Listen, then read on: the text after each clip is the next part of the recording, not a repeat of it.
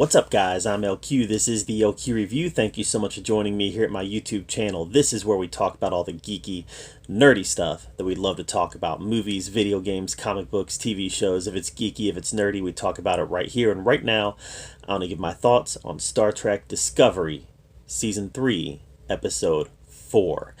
And this was... You know how I always say that CBS All Access shows don't really feel like Star Trek? That yeah, sometimes it's got the clothes on of Star Trek, but it's not Star Trek. This one felt like Star Trek to me. It really did. To some degree, this felt like old school Star Trek. Let me explain.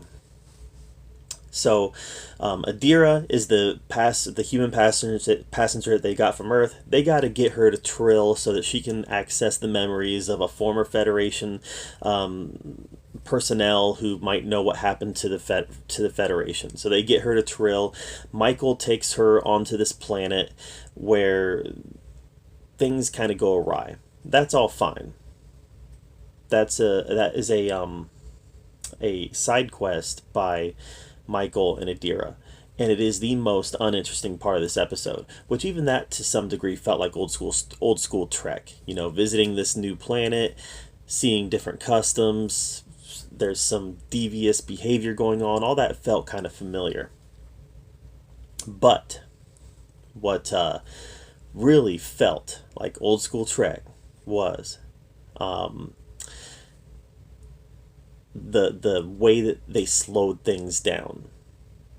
The way they slowed things down and really spent time getting to know several different supporting members of this crew.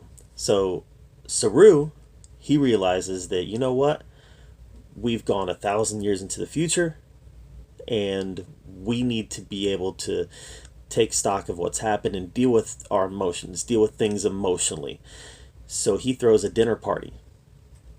And during this dinner party, we are able to get to know some of the supporting members of the crew. And things don't necessarily go well either. You know, they're personalities, so they fight. And it felt like Trek, but it also felt realistic in the way that they interacted with each other.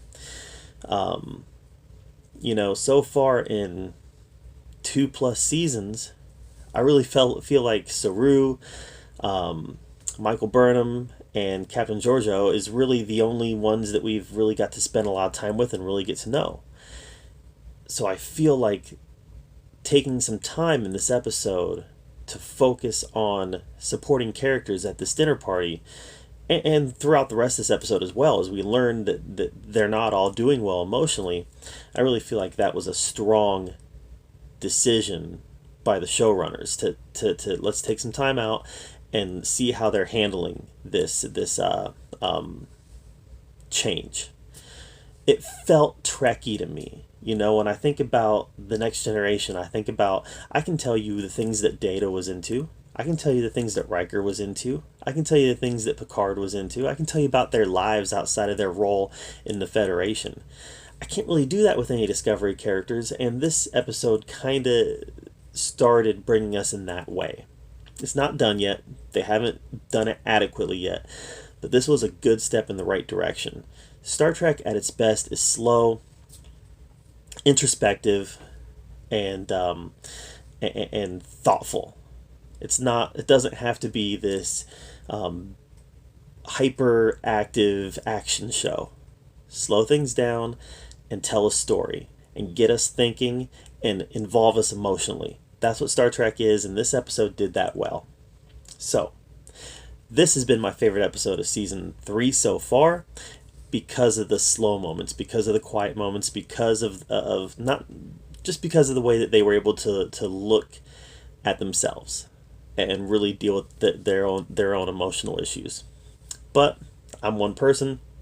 What did you think of Episode 4 of Star Trek Discovery, Season 3? Let me know in the comments down below. Make sure you subscribe to my channel. And as always, thank you so much for joining me here at the LQ Review, where we get to talk about the geeky, nerdy stuff we'd love to talk about. Until next time, we'll see you later.